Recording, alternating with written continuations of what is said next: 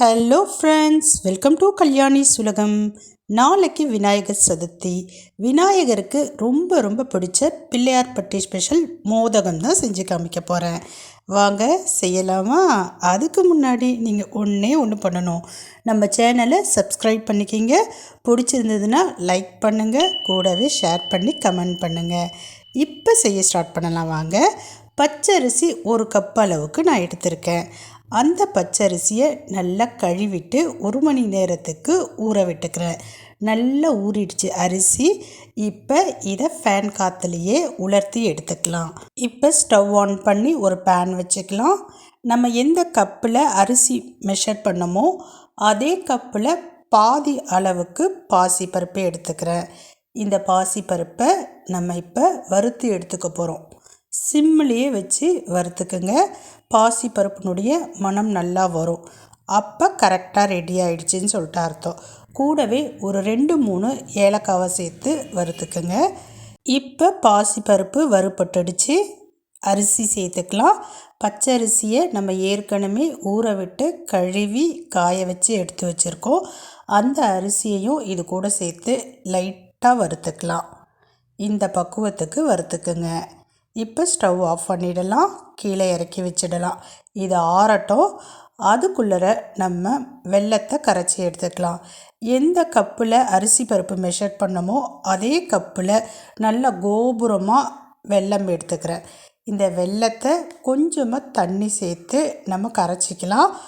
பாகுப்பதம்லாம் வரணும்னு அவசியம் கிடையாது. இதில் தூசுலாம் இருக்கும், அதை ஃபில்ட்ரு பண்ணுறதுக்காக கரைச்சி எடுத்துக்கலாம். இப்போ வெல்லம் ரெடி ஆகிடுச்சு. அதையும் ஆஃப் பண்ணி இறக்கி வச்சுட்டேன்.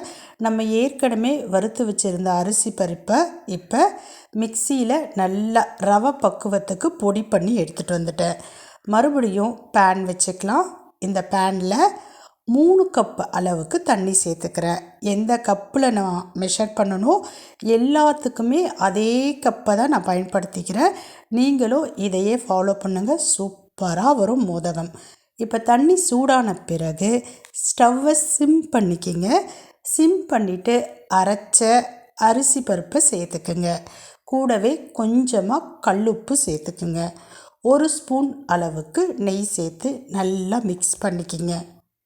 ஒரு 5 நிமிஷத்தில் இருந்து 10 நிமிஷத்துக்குள்ளார இது நல்லா வெந்துடும். இப்போ பாருங்கள், நல்லா வெந்து வந்துக்கிட்டு இருக்கு. தண்ணியே இல்லை. இன்னும் ஒரு 2 செகண்டுக்கு வச்சுருந்தோன்னா கரெக்டாக இருக்கும். நல்லா கெட்டிப்பட்டுடும். கையில் எடுத்து நசுக்கி பார்த்திங்கன்னா நல்லா வெந்து இருக்கும். இப்போ நல்லா வெந்துருச்சு. ஒரு 10 நிமிஷத்துக்கு தட்டு போட்டு மூடி வச்சிடலாம். ஸ்டவ் ஆஃப் பண்ணிவிடுங்க. ஆஃப் பண்ணிவிட்டு மூடி போடுங்க. இப்போ நான் ஓப்பன் பண்ணுறேன். இன்னும் நல்லா கெட்டியாகிடுச்சு பாருங்கள். மறுபடியும் ஸ்டவ் ஆன் பண்ணிக்கிறேன். வெல்லம் நம்ம கரைச்சி வச்சுருந்தோம் இல்லைங்களா, அதை சேர்த்துக்கலாம். சேர்க்குறப்ப மறுபடியும் இது இலக ஆரம்பிக்கும். நல்லா மிக்ஸ் பண்ணிகிட்டே வாங்க. மிக்ஸ் பண்ணுறப்ப இது இலகி மறுபடியும் இறுக்கமாகும்.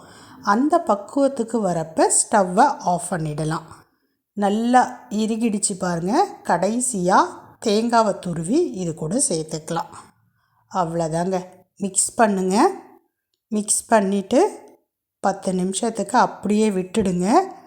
ஓரளவு ஆறிடும். ஆறினதுக்கு அப்புறமேட்டு நமக்கு என்ன ஷேப்புக்கு வேணுமோ அந்த ஷேப்புக்கு பிடிச்சி வச்சுக்கலாம். கிட்டத்தட்ட மோதகத்துக்கான எல்லா ப்ராசஸும் முடிஞ்சுது. இப்போ கடைசியாக நம்ம பிடிச்சி வச்சு ஆவி காமிச்சு இறக்க போகிறோம். அவ்வளோதான். மாவு நல்லா திக்காகிடுச்சு பாருங்கள். ஆனால் கை வைக்க முடியாது, ரொம்ப சூடாக இருக்கும். ஓரளவு ஆறட்டும். ஆறின பிறகு உங்கள் வீட்டில் அச்சு இருந்ததுன்னா அச்சில் போட்டு நீங்கள் எடுத்துக்கலாம்.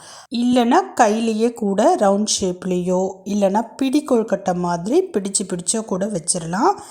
இப்போ நான் எடுத்துருக்கிறது சாத்துக்குடி புழியும் இல்லைங்களா, ஜூஸ் கையில் புழியும் பாருங்கள், அதுதான் எடுத்திருக்கேன். அதனுடைய பின்பக்கம் பார்த்திங்கன்னா மாவை போட்டிருக்கேன். நான் மாவை போட்டு தட்டினீங்கன்னா இந்த ஷேப்புக்கு வந்துடும். அவசரத்துக்கு வேறு எதுவும் கிடைக்கலைங்க, அதனால் சாத்துக்குடி புழியிறத எடுத்துக்கிட்டேன். நான் அதில் கொஞ்சமாக ஆயில் அப்ளை பண்ணிக்கிட்டேன். ஆயில் அப்ளை பண்ணிவிட்டு நம்ம ரெடி பண்ண மோதக மாவை அதில் போட்டு அச்சு மாதிரி பயன்படுத்திக்கிட்டேன். பாருங்கள், எல்லாத்தையும் நான் இப்போ அந்த சாத்துக்குடி அச்சில் போட்டு எடுத்து வச்சுக்கிட்டேன். இப்போ மறுபடியும் ஸ்டவ் ஆன் பண்ணி இட்லி பாத்திரம் வச்சுக்கிட்டேன். அதில் தண்ணி ஊற்றிக்கிட்டேன்.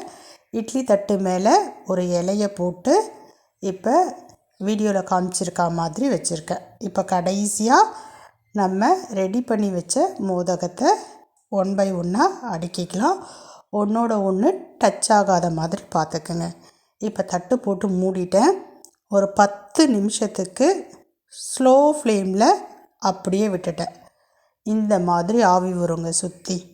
ஆஃப் பண்ணிவிட்டு இப்போ நான் ஓப்பன் பண்ணி காமிக்கிறேன். சூப்பரான விநாயகருக்கு பிடிச்ச மோதகம் ரொம்ப சிம்பிளாக ரெடி பண்ணிட்டோம். எவ்வளோ சூப்பராக இருக்குது பாருங்கள், சுட சுட இருக்குது. நீங்களும் இதே மாதிரி நாளைக்கு விநாயகர் சதுர்த்திக்கு விநாயகருக்கு பிடிச்ச பிள்ளையார்பட்டி மோதகத்தை செஞ்சு படையல் போடுங்க. இப்போ நான் கிளம்புறேன். பாய்.